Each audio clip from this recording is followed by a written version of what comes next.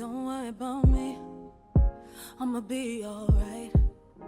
Got G-O-D all over my life.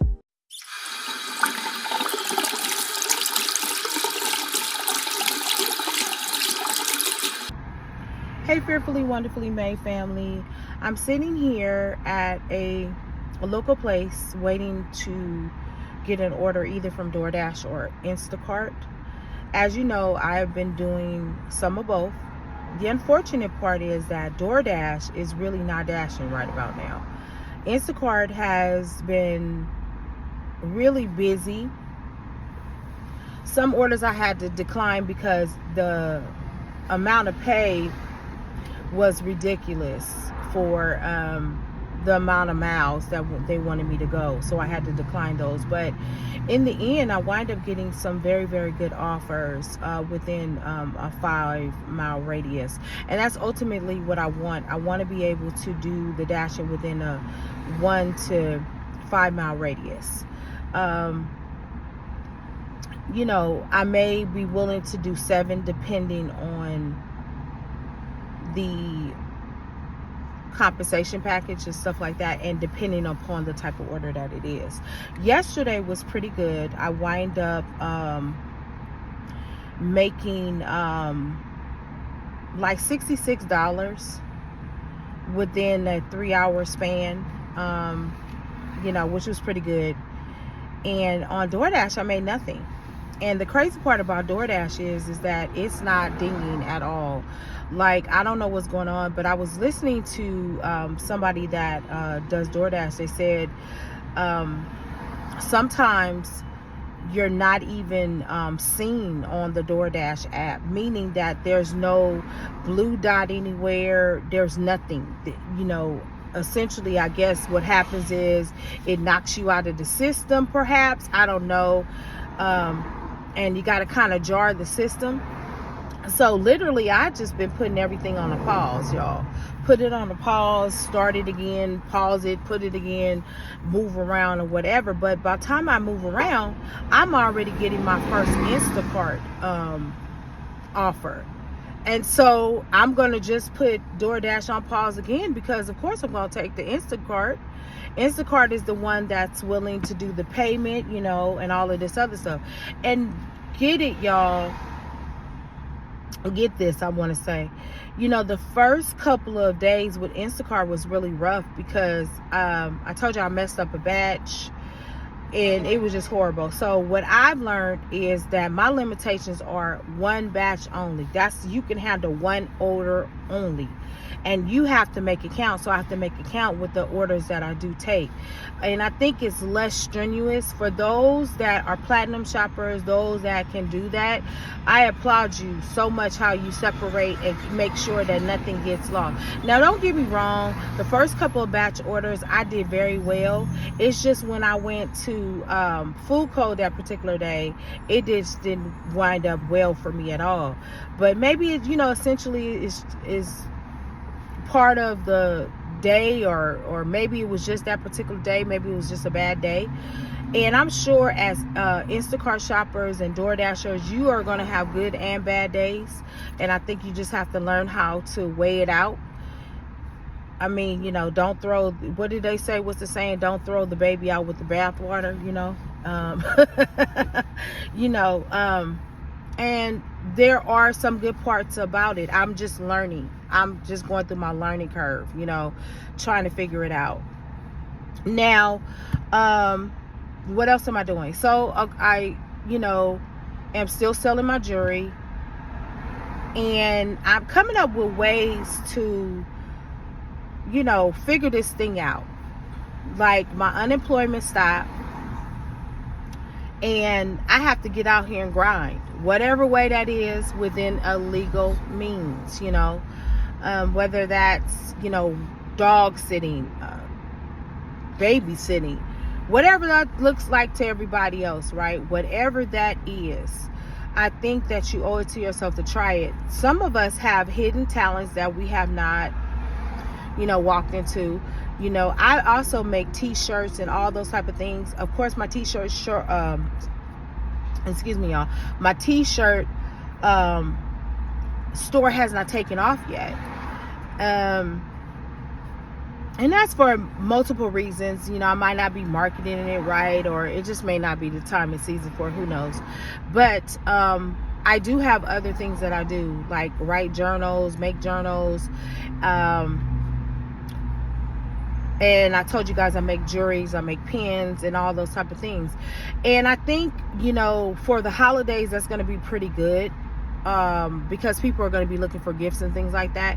But I am one of those people that believe that you need to have 7 different streams of income. Why? Because you never know when one's going to dry up. You might have, 4 that are just dried up for a moment, but you still got that 3. You got that 3 that's going, and you have to figure out what that would be for you, right? Like I'm figuring out what it is for me.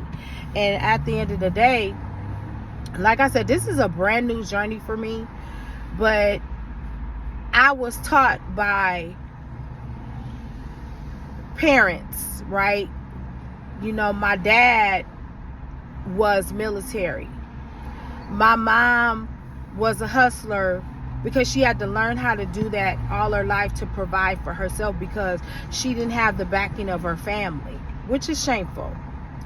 She didn't have the support of her sisters and brothers and her mom and all of that. And my grandfather, he was down in LA, and he had his issues going on too, and he did the best he can. But she had a supportive stepmother, my grandmother. I call her my grandmother because she is my grandmother, but who loved my mom like she had literally birthed her out of her own canal, right? And so, but what I'm saying is, I came from parents that knew how to go out there and get it, y'all, who knew how to hustle. And that same thing that was in them is in me, because they taught me. And there are times in our lives, guys, we don't know what we're made of until we're put in a place where we have to be forced to figure out some things, And what I could truly say is, at 54 years old, I feel like, although I have matured in a lot of ways, right? I feel like there are certain areas I still need more maturing in, if that makes sense. And at the end of the day, I know what I got inside of me.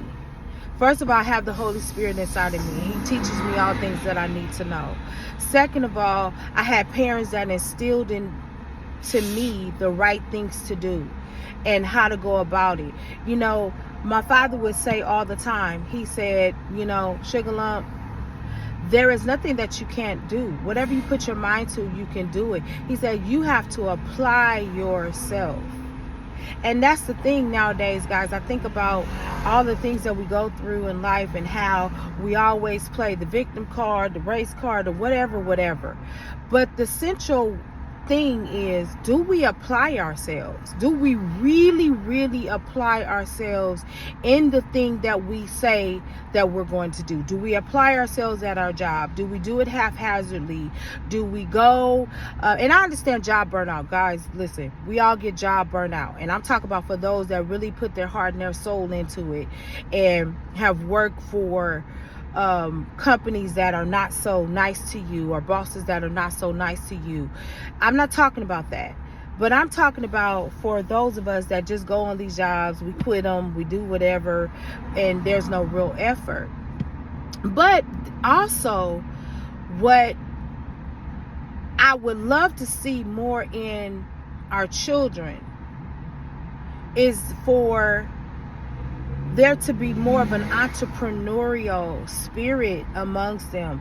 Do you understand that is so important for us to instill in them? Like right now, even now, because I've already understood what entrepreneurship looks like, right? Entrepreneurship is hard, y'all.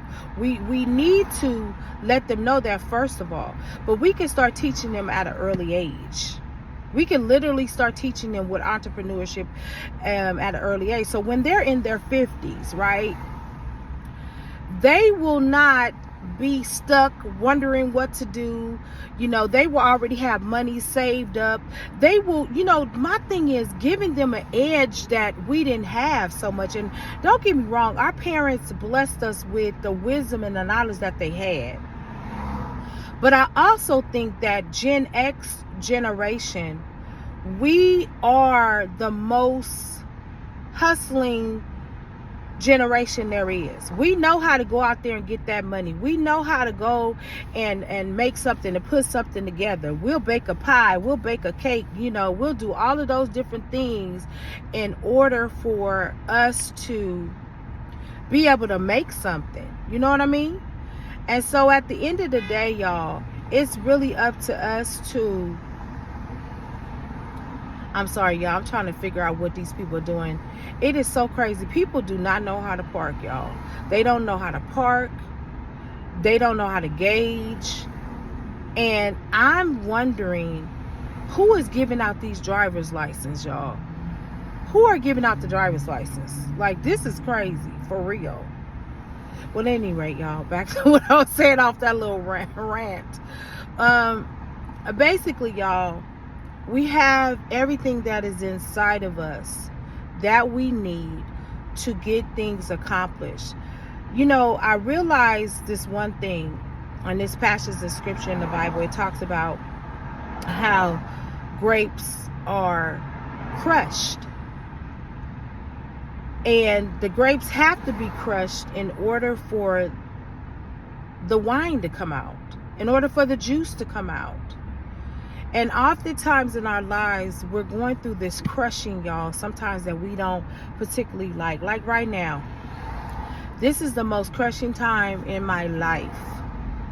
And it started last year in July when my mother got sick. And then it just amplified itself when she passed away in January. Because now I'm having to really deal with life on a whole new level.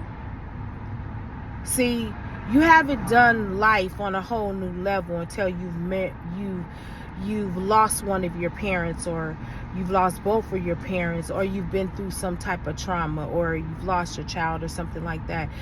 That's when life be life, and y'all, I'm gonna tell y'all that right now.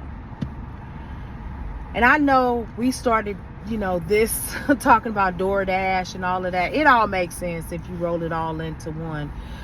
But guys, this has not been an easy process. And for some of you, it might not be an easy process, but just keep going. It may not even seem like it's working. I know there are certain days that I get up, y'all, and I feel like nothing that I have done in the day has accomplished nothing. I feel like I'm spinning my wheels. I feel like I've done essentially nothing, or got nothing accomplished that I wanted to get accomplished. But even in those moments, there's this thing called perseverance. That's a thing, y'all. Perseverance. Perseverance is what wins. Perseverance is what catapults you, because it is the ones that refuse to give up, the ones that refuse to let go. And in life, we have to persevere. We have to endure. We have to sometimes weigh out the storm. And it's difficult, y'all. It's difficult. It's not something that is easy to do. Like, I'm not here to sugarcoat and pretend like all things are well, because all things are not. I'm here trying to build all of my YouTube channels. They've been hard, y'all. My music channel is doing pretty good. My life channel, it's kind of stuck. My jewelry channel, well, it's at a apex for the moment. And then my other channel that I have to put more into that one. But guys, nothing is easy in life. And I think the problem with society now is nobody feels like they have to work. Everybody feels like they deserve a handout. I don't feel that way. And personally, I don't get any rewards out of getting a handout from anybody. That just don't make me feel good as a person. What makes me feel good as a person is that I know I work hard for it and I deserve it. And then there are things that the Lord blesses me with that I don't deserve. You know, he said you'll live in houses that you didn't build. You know, he talks about that in scripture, but I'm just saying on an everyday basis, y'all, there's something fulfilling about doing a good job, no matter what that job is. My thing is, we all have issues with our boss. But let me tell you this. Every job I went to, I was a good medical biller. Matter of fact, I was a great medical biller. You know, the only time that I failed is when my managers failed. And what I mean by that is there was a lack of training. There was a lack of training. There was a lack of support. There was not enough resources. If you give me the resources and you give me the support and you give me the wisdom and the knowledge to do my job, I'm going to do it.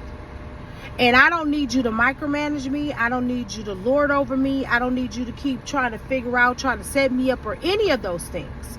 And see, that's when life gets hard, when people outside of yourself make it hard.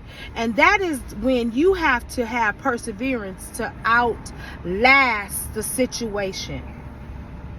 I'm going to share this scenario and then I'm going to see what's happening on my apps.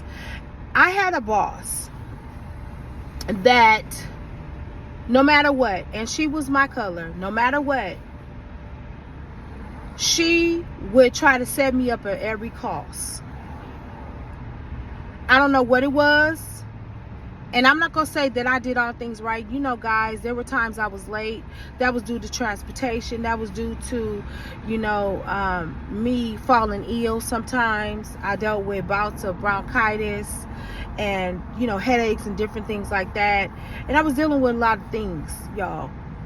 And every day, I would go in there and give my best effort, make up my time, whatever it is I needed to make up and do all that. But it wasn't good enough. And it was like she always wanted to watch me. But she wasn't watching nobody else, no other nationality. She was watching me and another black girl that worked there. And I thought that was essentially just stupid, right? And at the end of the day, she tried to set me up so many times, and there were times they wrote me up, and I said, well, here's the thing. You gave me 2 days of training to know this. How was I supposed to exceed your expectation when I only had 2 days? They wrote me up, but after that, they never followed through on it because everything that I was saying was true. And I said, the person that you set me up with to train me doesn't want to train me. But here's the truth of it all. She was so overwhelmed. Because I had a Filipino supervisor at that point afterwards. But she did so much. She gave that woman so much work that the woman was overwhelmed. And the woman was angry because she was like, now on top of everything else, you want me to train somebody. Okay, manager, what are you doing? Because you ain't at a meeting. How come you can't train me? Well, you probably can't train me because you don't know what the heck you doing. At the end let me skip ahead. So eventually we had these consultants come in, and with the consultants, they come in, they try to find out how can you maximize your job, what is the problem with your completion rate, how to get better numbers, how to get more claims billed.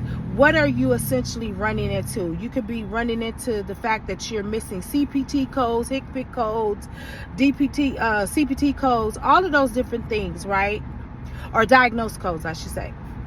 And we sat there, and then they would say, oh, well, don't tell them nothing. And the crazy part is the person that she was rude to and didn't want us to tell them nothing essentially became her director. Let me tell you how this thing works. So while she was setting me up and doing all the things she was supposed to do, and she had plans on trying to set me up, fire me, all this stuff, let me tell you something. The director ran her off. Guess who stayed? Me. So I'm talking about perseverance. If it doesn't make sense to anybody, this is going to make sense. Perseverance. I had to wait and bide out my time. I had to weather that storm until it passed. And when it passed, y'all, it was like a breath of fresh air in the place. I not only got a new supervisor, but I got a new manager that was over me. And so it didn't matter to her. She was like, hey, so you gonna make up your time? Yep. I not only made up my time, I did overtime. They didn't care. Because I was a good worker. I just had a problem sometimes with being punctual. That was my fault. Punctuality. And that was due to, like I said, not getting enough sleep, going through stuff, just going through a lot in life, just regular stuff. But at the end of the day, I persevered, and I'm the one that stayed. And I stayed until I was laid off, because they had a massive layoff because they were relocating to another city, and I wasn't going to go. But I want to remind you, if you take nothing from today, take the word perseverance. You must persevere. And I'm not even talking just to y'all guys. This is a reminder to me that God has been faithful to me. And even though the road has been rocky, it's been rough, it's been unfair, it has been horrifying, it's been traumatic at times, I stayed the course, because the race is not given to the swift, neither to the strong, but to the one that endures to the end. I'll talk to you guys later. Don't worry about me, I'ma be alright. Got G-O-D all over my life. Don't worry where I've been, what I did, how I came up. Everything was a sin until they changed. Don't worry about me.